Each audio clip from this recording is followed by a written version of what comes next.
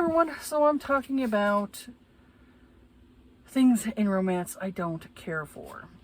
So, I've got the fan on, it is hot in here, it is like a sauna. So I'm sorry if you hear the fan going. So yeah. So number one thing I don't like in romances is miscommunication. I don't like it when you have characters that choose not to communicate with each other and then it causes a third act breakup, because that's so annoying. And how many times authors have done this where it's like, oh geez, here we go with another third act breakup where the characters cannot communicate with each other. It is so annoying, so overdone, tired of it. I really wish authors would stop doing this. So two, it's characters that are hollow or one-dimensional. We are, as humans, are not one-dimensional. We have depth to us, you know. We all have different things about us that makes us different, makes us unique. So for me, when you have a character that is very one-dimensional, very stereotypical, it just really shows that the author really didn't know how to properly describe their characters, so they gave them these very shallow characteristics, To me, it just shows that the author is not very good at, with character development and all that stuff. So, when a character's too perfect, it's just not believable at all. That to me is annoying. Number three is politics of any kind in a book. I don't like it because ultimately you are alienating your audience by getting up on your soapbox and telling people your politics. I don't care what an author's politics are. I just want to be immersed in the story and not think about my reality. So there's that. Next one is Secret Child. To me, it makes the heroine look very selfish. The fact that she doesn't want to give the father a choice of whether or not he wants to be in that child's life. I can see if there's deadbeat dads out there, or those part-time parents that really just where it's more focused on their needs, their wants and their needs, and not their child's needs. I could see that, I can see that. And I could see if a heroine's well, this person's a very selfish person and I'm afraid that they're going to be very selfish to my child. I can understand that too. But ultimately you have to give the father that chance to prove himself, whether or not he's going to be a decent dad or not, So yeah, ultimately I don't like the Secret Child, especially if it's been how many years that have gone by and you have yet to inform this man that he is a father. It looks very selfish on the heroine's part, and ultimately it ends up affecting the child because this child doesn't get to know their father, and you create abandonment issues for your child because the child's well, how come my dad chose to not be in my life? You create unnecessary drama when there shouldn't have been, So the next one is time jumps. Now, if it's a few months, I can completely understand that. Sometimes, characters need to work on themselves in order to be in a healthy relationship. But if it's been years, that to me, you as the author chose to create this stupid time jump, especially toward the end. I hate it. Because it means you want to grow up the characters when you should have just started out with the characters grown up in the first place, Come on. So I prefer if there's a time jump at the beginning of the story where it's maybe they knew each other when they were kids or teenagers and they didn't get along, and then there's some kind of separation where they you know, have like some kind of second chance of them like creating some kind of relationship, you know. So I prefer the beginning to have a time jump rather than the end. The end annoys me. I had that with a book where I read the book and it was toward the end and I was like, okay, something's gonna happen. I can kind of tell it has foreshadowing. So I'm like, okay, something's gonna happen and I'm probably not gonna like it. And then all of a sudden, boom, time jump 5 years later. And I'm like, are you kidding me? So yeah, I do not like time jumps. They irritate me. I want to take the book and just, you know, throw it across the room. Oh, I hate that. Next one is insecure characters. I hate insecurity. Just recently, I read a book like that, where the heroine, as it progressed, she got more and more insecure. And I'm just like, okay, no, we're not doing this. Grow up. Grow up. Stop being so damn insecure. Oh, I hate insecure characters. It annoys me so much. You know, especially when the character wasn't, like, insecure at the beginning, and then it, like, progressively got worse. Oh, it just annoys me. So the next is age gaps, where one of the characters is either under 17 or the character is like, even if they're like maybe if they're like early 20s or like late teens, they're very immature for their age.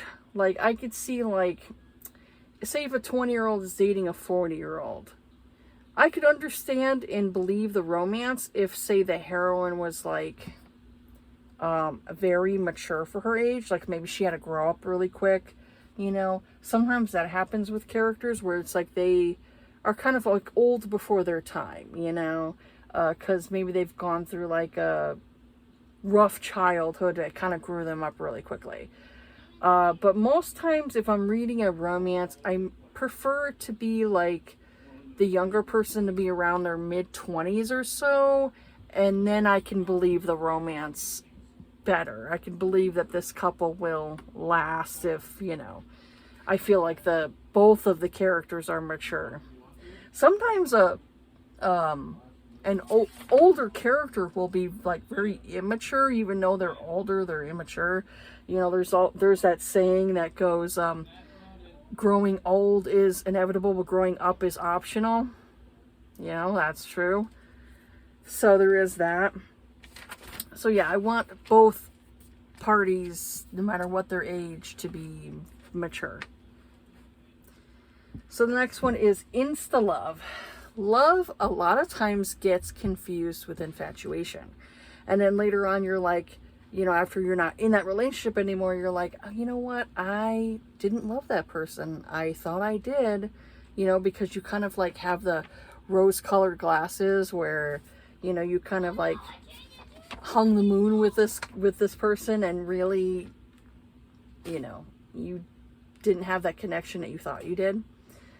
So I hate that insta love where it's like shortly after like the couple starts like get involved, the whatever character, hero or heroine, is like, I love this person, and I'm like, no, you don't know this person enough to say it's love. So to me, it's like, that's insta lust. That is insta lust. That is not love. So the next one is, I don't like insta love, but I also do not like the romances that are super slow burn. And I'm talking last page, the characters finally get together, and I'm like, you dragged me along this whole time in order for the characters to finally get together on the last page or like the last chapter. And I'm just like, no, I don't like that either. You know, it just doesn't work for me. I get very impatient and I'm just like, let's go, let's go, let's go, you know. I'm like, at least like 50% of the book at least get into the 50 or 60% mark where I'm like, okay, it's getting somewhere. They don't have to do like hanky panky, but at least like be somewhere in the book instead of like at the end where I finally get like something and I'm like, it's annoying. It is so annoying to me. The next one I'm not a fan of is cheating. There's only been one book where I accepted cheating, and the characters when they were dating was they were teenagers, and then there was a separation, you know, and then years later they got together, you know, and had like a second chance romance. He was dumb and he was a teenager and, you know, did some stupid stuff. I could believe that. But if it's like, you know, you got grown adults and they know the difference between right and wrong, you know, when there's cheating, I'm like, you know, it's better if you just would have broken up with this person you were dating. Like in the After series, where, you know, what's her name? What was the character's name? I forget. Tessa? I think it was Tessa. Tessa was cheating with Hardin on her boyfriend, and I'm like, girl, at least call up your boyfriend and tell him like, hey, I met someone at college, it's not gonna work out, bye, you know, something. Instead, no, you go and you keep playing games with both of these men, and I'm just like, this is some childhood stuff right here. I'm sorry, but it's like, break up with your significant other before you decide to bump uglies with this new person. It seems like it's like having your cake and eating it too. No. So, I mean, I've had this with male characters who've done this and female characters who've done this. And I'm like, why? So I end up like not liking the book because there is that cheating. And I'm just like, no, we're not doing this. Yes, cheating is so annoying to me in books, and I just can't accept it. I can't accept, because you know what happens with cheating is that you have one person is going to have this feeling in the back of their head like, well, if they can cheat with that person, that means they could cheat with me. You know, so you're going to have like that insecurity niggling in the back of your head. Like there's a possibility that this person could cheat on me because they cheated on their other significant other. So it's, yeah, you don't want to start a relationship with, you know, the starting of a relationship where one of the people cheated on a significant other. Not going to work. The next one is, I am not a fan of polyamorous, you know, or like say love triangles, anything that has to do with like two or more dudes with one chick. I'm not a fan, because I ultimately with that, there's always somebody who gets the shitty end of the lollipop stick. And so it's like, it's not like an equal thing, you know, especially with, it's like one chick and multiple dudes. It's like, okay, who gets time with her on this day? You know, this person gets the time with her on this day. Oh, and the next day it's this other dude's time. Okay. I don't know. I'm not a fan of it. It's not something I regularly like to read. I've maybe read like a few romances with that, and maybe I think I've liked maybe like one book where I was like, I accepted it because it was more of like a monster romance. So it's like there was different creatures with the heroine, and I'm like, this is a little bit of a different take to it, so I kind of could accept it. But when it's like humans, everyone's a human, I don't know, there's usually always somebody who's jealous and insecure in the relationship and doesn't like that, you know, the heroine spends this much time with that one and not enough time with them. It's just, it gets complicated, and to me it's like there are too many peas in the room, and I don't want to see that. I don't want to read it. So I prefer not to read any of those romances, because it gets too complicated, and I'm just like, yeah. So the next one is, this is a big one for me. Historical romances with modern day slang.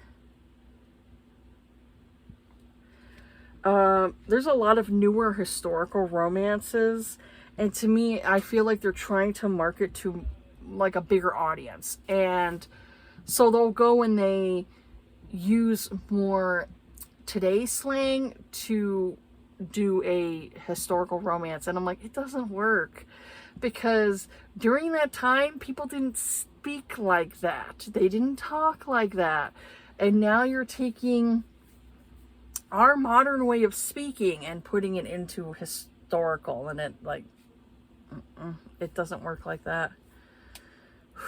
It's like us taking old English and putting it into today's time. There's going to be plenty of people who are going to be like, what is this person saying? I can't understand this person. They're speaking English, but I can't understand what they're saying. So I don't like that. I do not like it. Like, I think I read something. It was a historical romance that I read, and I did like the book. For this one, I did like the book, but I was like, it just seemed like the dialogue for the male character was a little too modern, and I was just like, why did the author do it like that? It took away a little bit of the story, and I think I would have enjoyed the story a little bit more if it didn't have that modern slang in there. And I understand, like, if they're trying to market to a bigger audience, because there seems to be a lot of people who hate historical romance. And I understand, like, during that time, women's agency, they didn't have the freedoms that we do now and all of other stuff, and I get it. But it also is fiction, so, you know. So for me, I'm like, I kind of can overlook different things in the story in order to see this couple have their happily ever after. So, yeah. I am not a fan of the historical romances that have more modern speaking, because it takes me out of the story, and I'm kind of like thinking to myself, is this a contemporary? Because it seems more like a contemporary than it does a historical. So what's the point of reading historical romance if it's gonna be like very similar to contemporary? Because then it's like, okay, well, I should just read contemporary then, you know. So yeah, there's that. These are also like subgenres, or kind of like tropes that I'm not a big fan of. So, MC romances, not a fan most of the time. There are a few exceptions. I've read a few books where I actually liked the romance, but most of the times I don't like MC romances because they tend to be, I don't like the treatment of some of the women that belong to the club, like in some capacity, and then the male characters tend to treat the female characters very poorly. I don't like that aspect to it. It just really kind of irritates me. And then also mafia romances, I'm not a huge fan of. Same thing with this one here. There has to be an exception to the rule. So there are a few romances I have read and I have enjoyed that were mafia romances, but most of the times when I do read a mafia romance, most of the time I don't like them. You know, it's just, I'm not a fan. I don't like all the criminal activity involved and all this other stuff. It just seems like I kind of have a hard time believing the romance if I think there's a possibility that this guy could go to jail. So yeah, there's that aspect too. Same thing with like MC romances. There's a possibility of this person getting shot and killed, or possibly going to jail, and it's just like, and that could be another reason why I'm not a huge fan of military romances either. Like, I don't really delve into military romances. That's another like subgenre that I'm just, you know, or, you know, trope that I'm not a big fan of, is military. I don't know why. I just not really into those types of books. So The same thing for like bully romances. I used to like bully romances, like with Penelope Douglas. She created the Fall Away series, and I really enjoyed that one. I liked Bully, and I liked, Till You, and what was the other one? I can't remember. But I liked those ones, but then it's like I started reading other bully romances to where some of the reasons were really shallow on why the hero disliked the heroine, and I'm just like, really? That's why you don't like her? Because of that? That is so shallow, man. That is so shallow. And it just makes me not have any respect for the hero, There's no redeeming qualities to the character, Every now and again I will find a bully book where I'm like, that actually was pretty good. So, but most times, no, not a fan. New adult is like a subgenre that I'm not a big fan of, because most of the time it's like very dramatic and kind of over the top, and I'm not a fan of it. I'm just not a fan of that subgenre anymore. It's definitely more toward younger people reading it. I'm in my 40s, so I can't really identify with the characters and all that stuff. The other one I'm not a big fan of is royalty romances. I don't know what it is. I just can't, I just don't really like royalty, when it comes to royalty romances. It's just, I'm like, I can't relate. I'm like, this person's always had like money, or they've always like had like privilege in a way that I have never had. So it just kind of like, I can't relate to it. Every now and again I can read something where like maybe a princess or something like that, but most times it's not something I go to. Same thing with celebrity or influencer romances. Same thing. I can't get into the story. I don't really care about what this person does, like, that they're a celebrity or they're an influencer. I'm like, I don't care. I don't like celebrities or influencers. I don't really follow people like that. It's not my thing. And then also billionaire romances. I've read how many billionaire romances where it's just, it's unbelievable, I mean, how many billionaires are there actually out there in the world? Not a lot, not a lot. Does anybody want to read about a billionaire romance that it's like a character that is like Elon Musk or something? There are people who hate that man. So I'm like, I don't know. It wouldn't be something that I'm not really interested in. It's just, I can't identify with this billionaire. He has like all this money. You could wipe your butt with the amount of money that you have. And I'm just like, I can't relate. And then like, you have like people like in the 50 Shades of Grey type of series where it's like, this guy's a billionaire, but he also is into like kink. And I'm just like, nah. I read the first book and I was just like, nah, not a fan. Same thing with like there was that Crossfire series by Sylvia Day. Same thing where it's like, I read the first book and I thought it was okay, but I'm like, I'm just not really into, that type of stuff. It's just not my thing. Not what I'm into. I like more of a regular average Joe's kind of thing, like, oh, this guy's a garbage man. I would love to see more romances where it's like, the guy's like a typical dude. Maybe he's like, he's a garbage man, or, that type of thing. I'm like, I don't mind police officer romances, I could believe that. The guy's a police officer, but I don't know. I like more of like everyday people romances, It's either I like the everyday people romances, or I like the monster and alien romances that it's like so far out of like reality, but for those ones I enjoy them. So there you go. So, but yeah, that's pretty much it for me. There's just some things I just don't really, just doesn't really whet my appetite to get into and read. So sometimes I just tend to avoid those ones. I can do maybe like a guy who's wealthy, maybe more into like a historical romance. That's more believable to me because, there were men back in the day who had titles and they had like, obviously generational wealth and all that stuff. I could believe that. than this guy who's a billionaire and like he walks his dog at night by himself without any security detail. So yeah, that's a little far-fetched. So, but yeah, that's it for this video here. Have yourself a good day. Take care of yourself. Be kind to each other. Be safe out there. And I'll see you all on the next video. All right. Bye.